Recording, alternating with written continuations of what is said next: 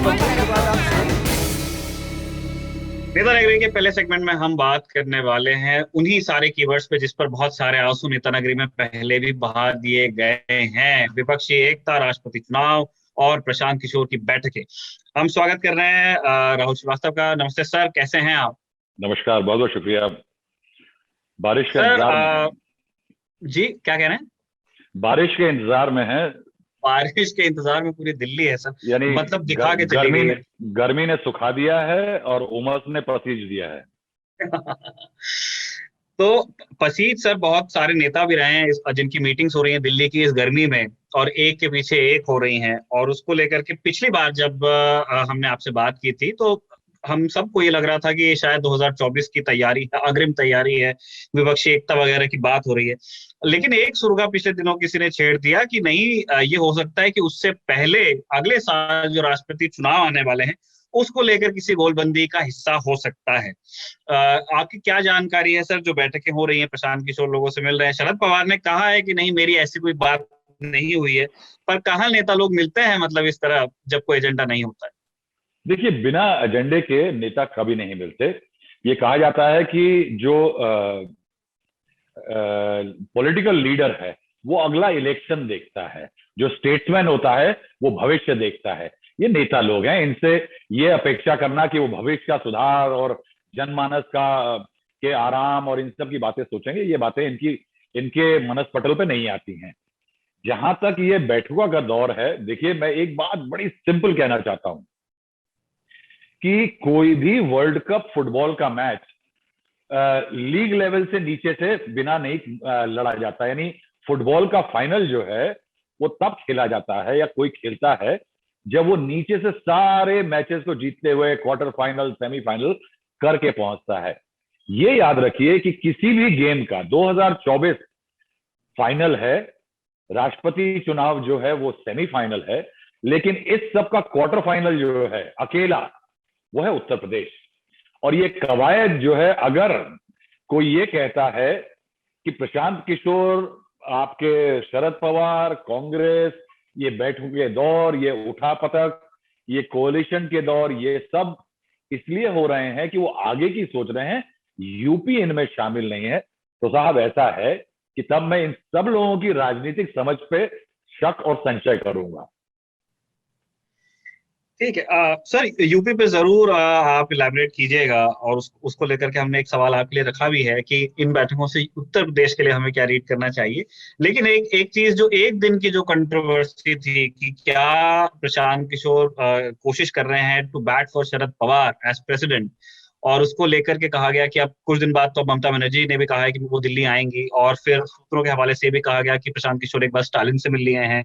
और उनका अरिथमेटिक कुछ इस तरह का है कि अगर बीजेडी को किसी तरह राजी किया जा सके, कि आप एक आप जो नॉन कन्फ्रंटेशनल रिलेशन है उनका बीजेपी के साथ, उससे बाहर आकर के थोड़ा सा फ्रंट फुट पे आकर वो विपक्ष के साथ खड़े होने की हिम्मत करें, तो उस तरफ सोचा जा सकता है। मैं समझना चाहता हूं कि पहले तो क्या कोई भी अरिथमेटिक, क्योंकि अगर मैथ अग्री करेगा ही नहीं इस थीसिस से तो इसका कोई मतलब नहीं रह जाएगा। जिस स्वरूप में अभी राज्यसभा है, लोकसभा है और अलग अलग हमारे लेजिस्लेचर्स हैं, क्या उसमें कोई भी संभावना है, या फिर ये सिर्फ खाली समय में होने वाली बतकही है सर? देखिए, मैं इसीलिए मैंने जो पृष्ठभूमि बांधी वो यही बांधी कि उत्तर प्रदेश अहम है। क्यों कहता हूं मैं? देखिए, एक शरद पवार जी की बैठक हुई, शरद पवार जी की प्रशांत किशोर की बैठक हुई। मैं इस समय प्रशांत किशोर जी अब बहुत बड़े आदमी हैं। एक समय ऐसा था कि जब वो आम पत्रकारों से बातचीत किया करते थे, अब वो देश के बड़े लेवल पे खेल रहे हैं, और देश के बड़े लेवल पे खेलते हुए थोड़ा समय का अभाव हो जाता है। तो मैं उनसे बात नहीं कर पाया हूं।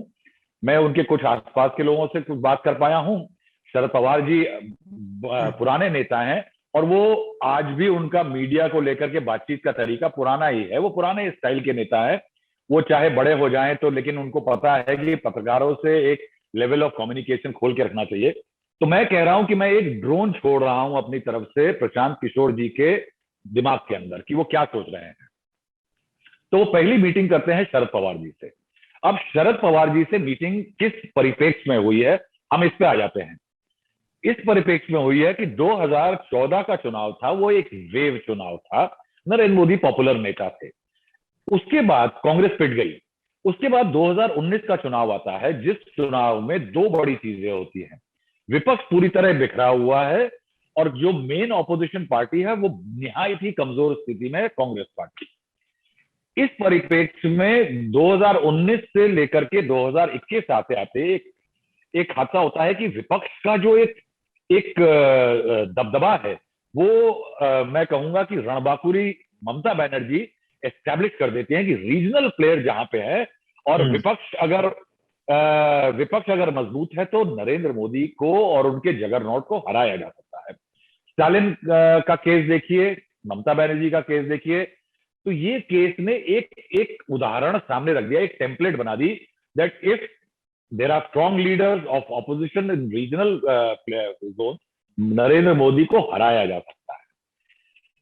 उस परिप्रेक्ष्य में फिर एक बात आती है कि नेशनल लेवल पे अगर ये बड़े सारे मोती पड़े हैं, ममता बनर्जी है, वाईएसआरसीपी के जगन है, चंद्रशेखर राव है टीआरएस के, तमिलनाडु में स्टालिन है, पिनराई विजयन है और अरविंद केजरीवाल है, तमाम लोग हैं, तो इन मोतियों को कैसे पिरो करके एक माला बनाई जाए या दधीची की हड्डियों से कैसे एक वज्र बनाया जाए, ये एक सवाल है किसी भी विपक्ष को एक करने की सोचने वाले का।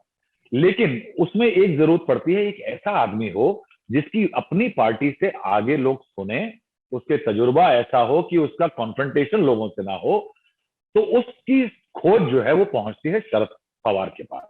शरद पवार के लिए जाना जाता है, कहा जाता है अंग्रेजी में that he has more friends in opposition than lot many other people have in his own party.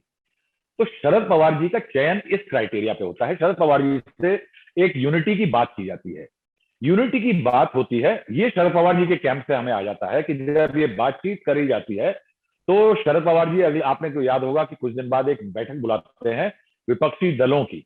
उसमें विपक्षी दल ही नहीं होते, उसमें कुछ उस विचारधारा के लोग भी होते हैं, जावेद अख्तर साहब भी होते हैं, जिनके लिए मैं कहूंगा कि वो चुनाव लड़के नरेंद्र मोदी को हराने के लिए नहीं, मगर एक इंटेलेक्ट को और एक आइडियोलॉजी को रिप्रेजेंट करते हैं, इसलिए उनको बुलाया जाता है। उसमें कुछ वकील भी थे, कुछ अन्य लोग भी थे, यशवंत सिन्हा भी थे जो कि टीएमसी के भी हैं, बीजेपी से खफा भी हैं और बीजेपी के खिलाफ किसी भी गठबंधन का हिस्सा बनने को भी तैयार है। इस बैठक की एक बात अंडरलाइन अगर आप देखिए तो इस बैठक के लिए कहा जाता है ये औपचारिक बैठक नहीं, ये विचार का आदान प्रदान था। वो क्यों था?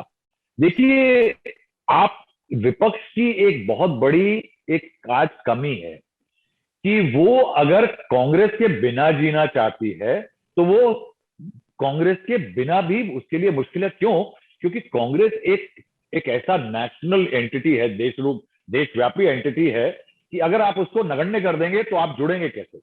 ममता बनर्जी कांग्रेस को तोड़ करके रीजनल प्लेयर बनी, तो वो कांग्रेस से दुश्मन भी है लेकिन कांग्रेस के साथ भी एक नेशनल लेवल पे उनकी जरूरत है प्लेटफॉर्म की।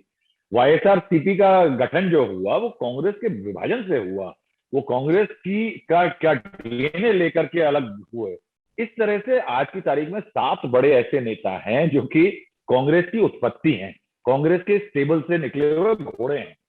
तो शरद पवार समझदार आदमी है, ये शरद पवार जी की पार्टी के लोगों ने, वरिष्ठ लोगों ने साफ बताया कि शरद पवार ने दो टूक बात बताई प्रशांत किशोर को कि साहब आपको अगर जोड़ना है विपक्ष को तो वो विपक्ष का एक स्वरूप कांग्रेस के बिना नहीं हो सकता, कांग्रेस को ऑन बोर्ड लाना होगा। अब कांग्रेस की प्रॉब्लम देखिए क्या है कि कांग्रेस टीएमसी के साथ बैठक नहीं कर सकती, गठबंधन नहीं कर सकती, टीएमसी कांग्रेस के प्रोटेस्ट में दिल्ली में पार्लियामेंट में ज्वाइन नहीं करती, ऑल पार्टी मीटिंग जो होती है जहां कांग्रेस बुलाती है, राहुल गांधी आते हैं, उसमें टीएमसी नहीं आती। तो ये और कई जगह पे कई बिलों पे वाईएसआरसीपी और टीआरएस बीजेपी के साथ चले जाते हैं, बीजेडी जो है वो उनके साथ चला जाता है। तो ये एक क्राइसिस है विपक्ष को लेकर के। तो प्रशांत किशोर उसकी बाद दूसरी मीटिंग करते हैं कांग्रेस के बड़े नेताओं से, जिसमें कि कांग्रेस परिवार, यानी अगर कांग्रेस परिवार मिल गया तो आप कांग्रेस से मिल लिए, यानी ये बात, इसमें कोई अतिशयोक्ति नहीं होगी। तो मैं ये कहूंगा कि ये जो बैठकों का दौर है ये विपक्ष का एक मैट्रिक्स या ताना बाना बुनने की कोशिश की पहल है, ये धीरे धीरे होने वाला काम है। और इसके अंदर मैं ये कहूंगा कि अगर कोई अचानक कह दे कि विपक्ष एक हो रहा है तो ये नहीं है, ये इसको कहते हैं एक्सप्लोरेटरी एक्सरसाइज है, ये एक आइडिया फ्लोट किया जा रहा है। अगर आप समय दें तो मैं एक बात कहना चाहूंगा कि बंगाल से एक उदाहरण जो है, जिससे मेरी थ्योरी है, ये गलत भी हो सकती है, लेकिन अमूमन मेरे को लग रहा है कि एक थ्योरी इमर्ज करी है कि कांग्रेस बंगाल में कमजोर थी, हालांकि बंगाल में टीएमसी के साथ नहीं गई, लेकिन बंगाल में कमजोर कांग्रेस और लेफ्ट ने जो चुनाव लड़ा, मैं कहूंगा कांग्रेस ने एक तरह से चुनाव नहीं लड़ा। जिस पार्टी का सबसे बड़ा चेहरा वो चुनाव कैंपेन में ना जाए किसी स्टेट में, और वो दूसरे राज्य में इस राज्य में जिसका सहयोगी दूसरे के खिलाफ वहां कैंपेन कर रहा हो, तो उससे आइडिया हो जाता है कि ये जो एब्सेंस थी राहुल गांधी की और प्रियंका गांधी की कैंपेन में सोनिया गांधी की, वो कहीं ना कहीं इस बात की द्योतक थी, या मुझे बताती है कि कहीं कांग्रेस ने एक काम किया चुनाव में, डकिंग आउट मतलब पीछे हट जाना चुनाव में थोड़ा, जिससे कि जो Congress BJP anti BJP vote है वो डिवाइड ना हो, और उससे ममता बनर्जी का कंसोलिडेशन हो, और ममता बनर्जी की जीत जो है वो एम्फेटिक हो। नरेंद्र मोदी को हराने के लिए एक पॉलिटिकल स्ट्रैटेजी या चाल चली गई, जिसमें कांग्रेस लड़ी तो मगर कस के नहीं लड़ी और पीछे हट के लड़ी। मैं कहूंगा कि प्रशांत किशोर के दिमाग में एक रणनीति ये है कि विपक्ष को जोड़ना, इन सब कॉन्ट्रडिक्शंस को लेकर के एक प्लेटफॉर्म पे खड़े होकर के उन सब से नारे लगवाना, हाथ उठवाना, ये मुश्किल है। लेकिन एक स्ट्रेटेजिक अलायंस या स्ट्रेटेजी के तहत जिस राज्य में कोई मजबूत रीजनल पार्टी बीजेपी को चैलेंज कर रही हो, वहां कांग्रेस जैसी बड़ी पार्टी पीछे हटे, रीजनल पार्टी को लड़ने दे, जैसे बंगाल में हुआ, और जहां कांग्रेस मजबूत है वहां रीजनल पार्टियां उसका सहयोग करके जो लोग कर सकते हैं वो कांग्रेस को मजबूत करें। मैं कहूंगा कि प्रशांत किशोर के दिमाग में, मेरे हिसाब से ये थ्योरी गलत हो सकती है, देश में कोalition में इलेक्शन लड़ने की जो स्ट्रैटेजी है वो एक नई पद्धति इंट्रोड्यूस करना चाह रहे हैं, जो कि वो उत्तर प्रदेश में एम्प्लॉय करना चाहेंगे सबसे पहले। और उसका स्वरूप मेरे दिमाग में जो ये है कि कांग्रेस जो कि बहुत कमजोर है वो पीछे हट जाए, लड़े चुनाव बेशक लेकिन पीछे हट जाए। 1993 में एक इलेक्शन हुआ था, समाजवादी पार्टी और बसपा पहली बार इकट्ठे लड़े थे, जहां पे बसपा का चांसेस ज्यादा थे वो बसपा को सीटें गई, जहां सपा के चांसेस अच्छे थे वहां सपा गई, जहां हारने वाले थे दोनों वो उन्होंने आपस में बांट ली। ये एक पॉसिबिलिटी है, क्योंकि अखिलेश और मायावती अब साथ नहीं आ सकते, ये उन्होंने साफ कह दिया है। लेकिन कहीं ना कहीं वो ये एक अलायंस हो सकता है कि जहां दोनों में से एक मजबूत हो, दूसरे के हारने के पूरे पूरे चांसेस हो, वहां पे वो थोड़ा पीछे हट जाए। ये ducking out political theory to create a strategic alliance, ये मेरा मेरा मेरा दिमाग जो है वो ये कहता है। और उसके बाद अगर यूपी बीजेपी हार जाती है, तब अगला पड़ाव आता है कि बीजेपी के नंबर जो यूपी में 320 के करीब हैं, अगर उनको 120 तक ले जाया जाता है तो बीजेपी 200 सीटें कम हो जाती है यूपी में, तो पूरे देश में, और पंजाब में अगर बीजेपी कम रहती है, बाकी चुनाव में कम होती है, तब जाकर के कहीं एक प्रेसिडेंट के चुनाव की स्थिति उत्पन्न होती है। वरना शरद पवार किसी भी तरह से राष्ट्रपति का चुनाव इसलिए नहीं लड़ेंगे क्योंकि प्रशांत किशोर ने कहा या किसी ने उन्हें कहा, वो तब लड़ेंगे जब उनको लगता है कि कहीं ना कहीं नंबर बीजेपी के इतने कमजोर हो गए हैं कि अब शायद एक मौका बनता है। और इसी मौके के लिए, मतलब जो जो जिसको कहते हैं, जो शुरुआती लोगों ने कैलकुलेटर में जहां जहां से आंकड़े जोड़े हैं उसमें बीजेडी का जिक्र मीडिया में ज्यादा हुआ, क्योंकि वो अलाइन नहीं करते हैं लेकिन वो अग्री कर जाते हैं बहुत सारी चीजों में बीजेपी के साथ। आपने दो पार्टियों का नाम लिया, टीएसआर, वाईएसआर, सीपी। हमारा ये एक स्पेक्युलेटिव नेचर की क्वेरी है सर, कि अगर वाकई चीजें उस तरफ जाती हैं तो क्या ये पार्टीज हिम्मत कर पाएंगी, क्योंकि उसके बाद भी बीजेपी का काफी टेनर बच जाएगा, और हमने देखा इससे पहले कि कन्फ्रंटेशन का नतीजा क्या होता है। क्या इन्हें ऐसा कोई डर नहीं लगेगा कि इसे संज्ञेय अपराध माना जाएगा केंद्र के द्वारा, बीजेपी के द्वारा, और फिर may be BJP will try to go after them, तो वो हर्ष कर जाएंगे, हिचक जाएंगे। देखिए, गो आफ्टर देम तो एक, देखिए आज की क्या मैं कहूंगा कि ये कई सालों से कई दशकों से अब ये हो गया। और कांग्रेस के दूसरे टेन्योर में तो मैंने देखा ये बेइंतहा हुआ कि एजेंसीज का इस्तेमाल किया जाए राजनीतिक रीजनल पार्टीज सपोर्ट के लिए, या रीजनल पार्टीज को राजनीतिक सपोर्ट के लिए। आप देखिए 2008 में जब वाम दलों ने न्यूक्लियर डील को लेकर के समर्थन में हाथ खींच लिया यूपीए सरकार का, तो मुलायम सिंह यादव अपने सांसदों को लेकर के सामने आए और शाही इमाम से मिले और अब्दुल कलाम साहब से आधे घंटे 1 घंटे की बैठक हुई। और वही मुलायम सिंह यादव जो कि कहते थे कि न्यूक्लियर डील खराब है, उन्होंने बाहर आके कहा साहब मैंने इमाम साहब से बता दिया, क्योंकि वो कहते हैं कि धर्म के खिलाफ नहीं है, और कलाम साहब ने बता दिया कि ये मिसाइल देश के खिलाफ, न्यूक्लियर डील मिसाइल मैन है, उनको पता है न्यूक्लियर डील भारत के खिलाफ नहीं है। और उन्होंने पलटा खाया और यूपीए के समर्थन में आ गए। लेकिन उनके समर्थन को बनाए रखने के लिए आप ये बात याद रखिएगा कि मुलायम सिंह यादव, उनके पुत्र, उनकी बहू और उन अखिलेश के बच्चों के खिलाफ जो डिस्प्रोपोर्शनेट एसेट का केस लगा था, उसमें 4 बार हलफनामा बदला गया कांग्रेस सरकार के तहत सीबीआई द्वारा कि ये इल्जाम लगना चाहिए, ये इल्जाम नहीं लगना चाहिए। कभी एक विश्वनाथ चतुर्वेदी नाम के एक वकील हैं जिन्होंने वो मुकदमा किया था, कभी उनसे बात करके देखिए तो वो दास्तान सुनाएंगे कि कांग्रेस सरकार ने कितनी बार हलफनामा बदला था और कितनी बार सीबीआई ने रवैया बदला था। ये तय हो जाता है कि सीबीआई का और एजेंसीज का इस्तेमाल किस तरह करके सरकार चलाई गई थी। वही रवैया बीजेपी ने अपनाया है कि जहां जहां पे कोई मलाई यानी पैसा, हाथापाई यानी धमकी जब ना काम आए, तब कहीं ना कहीं आपने ईडी लगाई। ये बड़ी क्लैरिटी है पॉलिटिक्स की आज की। तो ये डर है नवीन पटनायक को। लेकिन मैं ये भी कहूंगा, देखिए नवीन पटनायक का जो वोट बैंक है उसमें और कांग्रेस के वोट बैंक में बड़ी सिमिलैरिटी है। नवीन पटनायक, अभी कुछ दिन पहले मैं जवाहरलाल नेहरू के साथ एक उनकी बहुत यंग पिक्चर देख रहा था। वो राजनीति में उड़ीसा की मंझ गए हैं, वो समझ गए हैं कि उनका और बीजेपी का वोट बैंक अलग हो सकता है।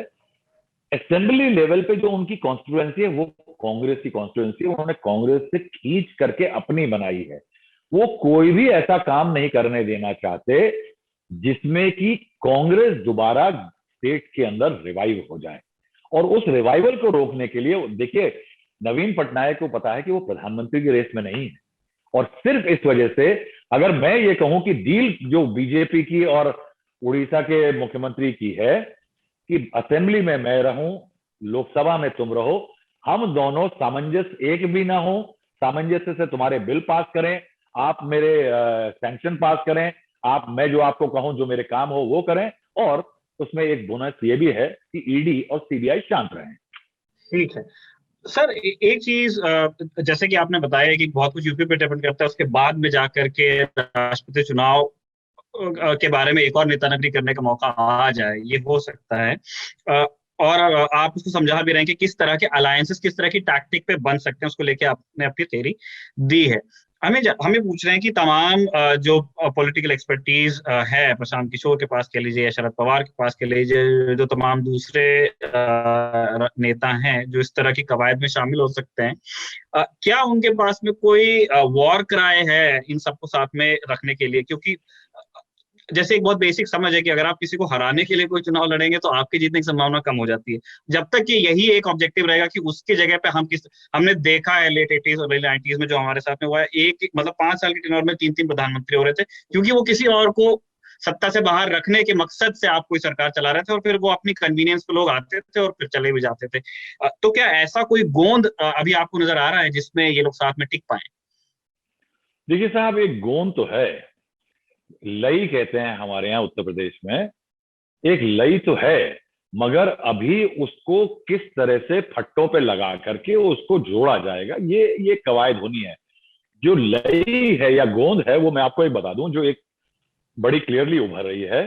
तुलसीदास जो थे वो बहुत ही, यानी उन्होंने बहुत सुंदर काव्य लिखा, और यानी इतना ऐसा काव्य लिखा कि जनमानस के मन में बसा हुआ है। लेकिन मैं कहता हूं कि वो बहुत शातिर पॉलिटिशियन भी थे।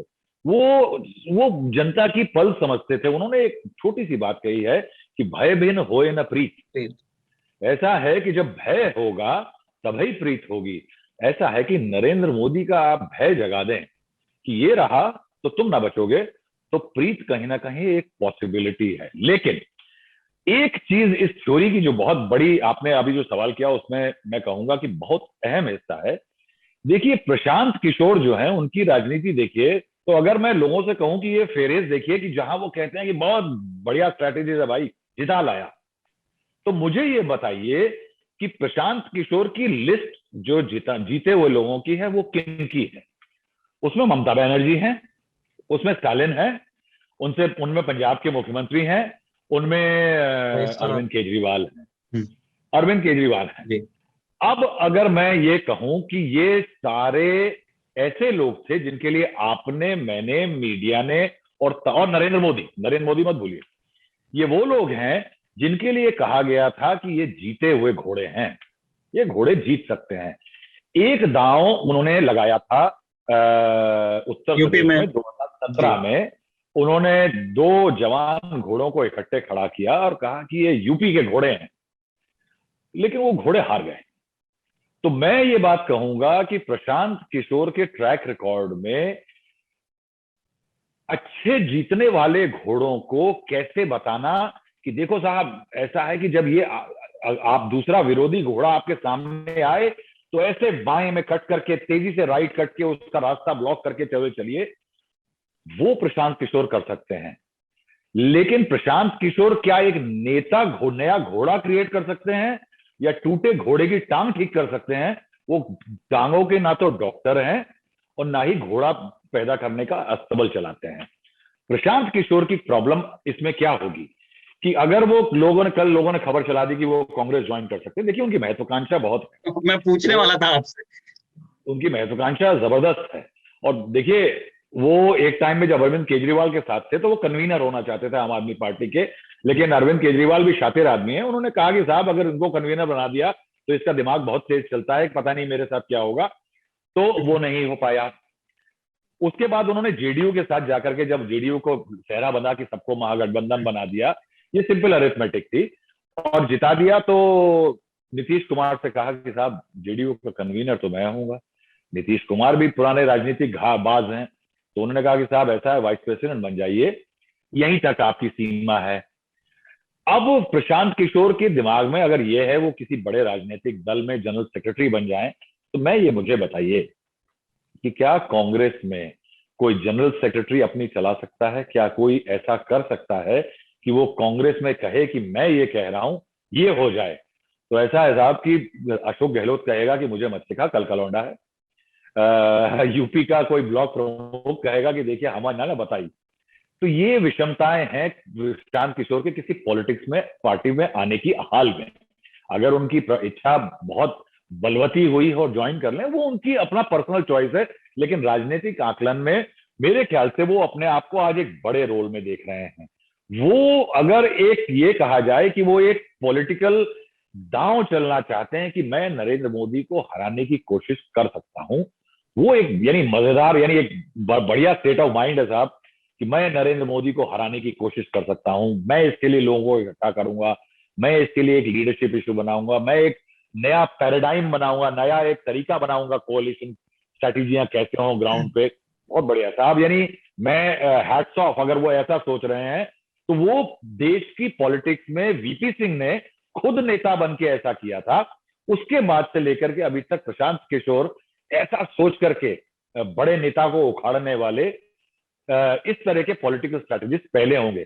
लेकिन उसमें परेशानी वही है जो मैं कह रहा हूं कि प्रशांत किशोर जीतते घोड़ों पे अभी तक सफल हुए हैं।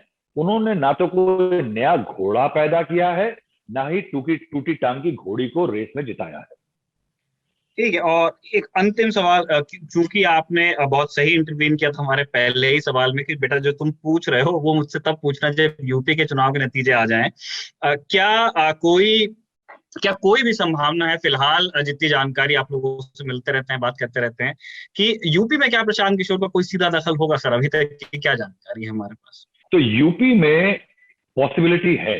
कांग्रेस पिछली बार 7 सीटें जीती थी, कांग्रेस के पास दमखम नहीं बचा है उत्तर प्रदेश में कि वो कांग्रेस किसी तरह का एक चैलेंज बन सके। कांग्रेस को तो ये बात मैं जो कह रहा था पहले जी। कि एक कांग्रेस को एक फैसला लेना पड़ेगा, इसमें एक बहुत बड़ी अहम चीज जो करनी पड़ेगी, जो कि अगर वो 2019 में भी करते तो शायद उसका तो फायदा मिलता, नरेंद्र मोदी को इतनी अच्छी बढ़त नहीं मिलती। और वो थ्योरी ये है कि Congress has to decide that should Rahul Gandhi be made the prime minister और शुड मोदी बी डिफीटेड। या तो राहुल गांधी को प्रधानमंत्री बनाने के लिए लड़े या नरेंद्र मोदी को हराने के लिए लड़े, ये दोनों नहीं हो सकते। और उस लड़ाई के लिए यूपी में एक पहल होनी होगी कि 2024 में अगर मोदी को हराना है तो 2022 में यूपी में बीजेपी को हराना पड़ेगा। उस हराने के लिए कांग्रेस को सैक्रिफाइस करनी होगी, और ये सैक्रिफाइस होगी कि जहां जहां उसके स्ट्रेंथ है वहां पे कांग्रेस बैकआउट करे, अखिलेश और मायावती की मदद करे। अखिलेश और मायावती स्ट्रेटेजिक बिना मिले एक दूसरे से अलायंस हो सकते हैं। 1993 में यही हुआ था। वीआईपी गेस्ट हाउस है लखनऊ में, उसमें बैठ करके कांशीराम जी और रामगोपाल यादव जो चचा हैं अखिलेश के, दोनों ने बैठ करके ऐसे ही करीब 3 घंटे में मैं बाहर खड़ा था गेट के, ऐसे ही फैसला किया था। यही फैसला हुआ था कि जो हम जीतेंगे पक्का उस पर तुम मत लड़ो, जो हम जीतेंगे तुम जीतोगे पक्का उस पर हम नहीं लड़ेंगे, जो तुम्हारी पक्की हारी है वो हमें दे दो, जो हमारी पक्की हारी है हम तुम्हें दे देंगे। तो इस तरह से करके एक डिवीजन हुआ था। वो पॉसिबिलिटी एक है। उसके लिए थोड़ा सा कहीं ना कहीं दोनों नेताओं को अपनी ईगो मारनी होगी। इसमें एक और चीज होनी होगी कि कोई एक धुरी का काम करे, जो ये एक टैसिट अंडरस्टैंडिंग, क्योंकि अब अखिलेश और मायावती उस कगार सीधे पे तो बात पहुंच गए करेंगे हैं नहीं। पिछली बार। जी, वही वही आप ठीक कह रहे हैं, वो सीधे तो बात कर नहीं पाएंगे अब, जो जहां बात नहीं उनसे कर चाहिए पाएंगे। कीजिए।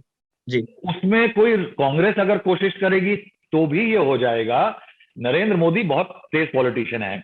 अगर कांग्रेस ने ये पहल करी कि दोनों को बिठा करके हम मीटिंग करा रहे हैं, हम ये करेंगे, तो नरेंद्र मोदी साहब और बीजेपी जाकर फील्ड में इंडिकेट कर देंगे कि देखिए ये एक ही वोट के दावेदार हमको हराने के लिए एक हो रहे हैं, और वो रिवर्स पोलराइजेशन की कोशिश करेंगे। इसलिए एक ऐसा आदमी चाहिए जिसका कोई राजनीतिक बैगेज ना हो, और उसका फायदा ये भी होगा कि अगर ये हो जाता है एक टैसिट अंडरस्टैंडिंग, तो अखिलेश यादव के लिए कैंपेन करने के लिए लखनऊ में थोड़ा बंगाली वोट है तो ममता बनर्जी को वो ला सकते हैं, नोएडा में थोड़ा साउथ इंडियन वोट है तो स्टालिन को ला सकते हैं। ये एक पॉसिबिलिटी है। क्यों? क्योंकि प्रशांत किशोर के पास आज इन लोगों के पास डायरेक्ट लाइन है, ममता बनर्जी, स्टालिन, वो डायरेक्ट लाइन से, जिसे कहते हैं ना कि एसेट का यूटिलाइजेशन, वो स्ट्रेटेजिक तरह से प्रशांत किशोर कर सकते हैं। तो एक तरह से वो एक नई स्ट्रैटेजी को नए तरीके से पिरो करके नरेंद्र मोदी के सामने दधीची की हड्डियों से बना हुआ वज्र बना सकते हैं। ठीक है, तो ये अब देखने वाली ही चीज हो गई है कि सर की थीसिस में, मतलब मैं आपसे बात करके मुझे अभी इतना ही समझ में आया कि गणित सारा तैयार है, अगर ये हो जाए तो हो जाए वाली बात है। 50-50 चांस। ये बहुत मुश्किल काम है, लेकिन एक सोल्यूशन जरूर है कि ये किया जा सकता है। इस प्रशांत किशोर के लिए मैं कहूंगा कि उनको एक नए तरह की कोalition को रंग देना होगा, और नई कोलिशन को रंग देना अगर नहीं दे पाए तो कहीं का ईंट कहीं का रोड़ा, भानुमति ने कुंभा जोड़ा वाली पुरानी दास्तान आ जाएगी। पुराने तरह का अलायंस होगा, झगड़े होंगे और बिखराव हो जाएगा। लेकिन प्रशांत किशोर अगर अचीव कर सकते हैं तो वो कहावत शेर है कि इब्तदाए इश्क है, आगे आगे देखिए होता है क्या। तो ये इब्तदाए इश्क होना होगा। क्या है कि कामदेव की तरह से प्रशांत किशोर को प्रेम के तीर छोड़ने होंगे, नए लोगों को प्रेमी बनाना, युगल जोड़े बनाने होंगे, युगल जोड़ों को बताना होगा कि आज बालकनी में तुम खड़े हो, नीचे ये खड़े हैं, गीत तुम गाओ, मुस्कुराएं वो, शर्माए वो। उसके बाद कहीं पार्क में आप किसी पेड़ के साथ साथ घूमते हुए गाते दिखाई दें। तो ये इश्क का तरीका भी सिखाना होगा, और उसी से इश्क उस मुकाम पे पहुंचेगा कि नरेंद्र मोदी की खिलाफत हो सकेगी। ठीक है, बड़ा इंटरेस्टिंग तरीका है सर आपका बताने का, कोलिशन पॉलिटिक्स और कोलिशन के पीछे लगने वाली आर्ट को। लोग कहते हैं कि यार क्या पॉलिटिक्स बतियाते रहते हैं, इतना ड्राई, दुश्मनी, नेगेटिविटी। तो आपकी ये क्लिप कट के मेरे ख्याल वायरल अब होगी कि नहीं, पॉलिटिक्स इस तरह से भी बतियाई और की जा सकती है। दोबारा तकलीफ देंगे सर हम आपको जब जरूर। हम इस बारे में बात करेंगे। और तब आप और शेरो शायरियों के साथ भी आइएगा, और जो आपके बहुत बड़े दिलचस्प इंसाइट्स होते हैं उनको जानने का मौका मिलेगा हमारे दर्शकों को। अभी के लिए आपका शुक्रिया।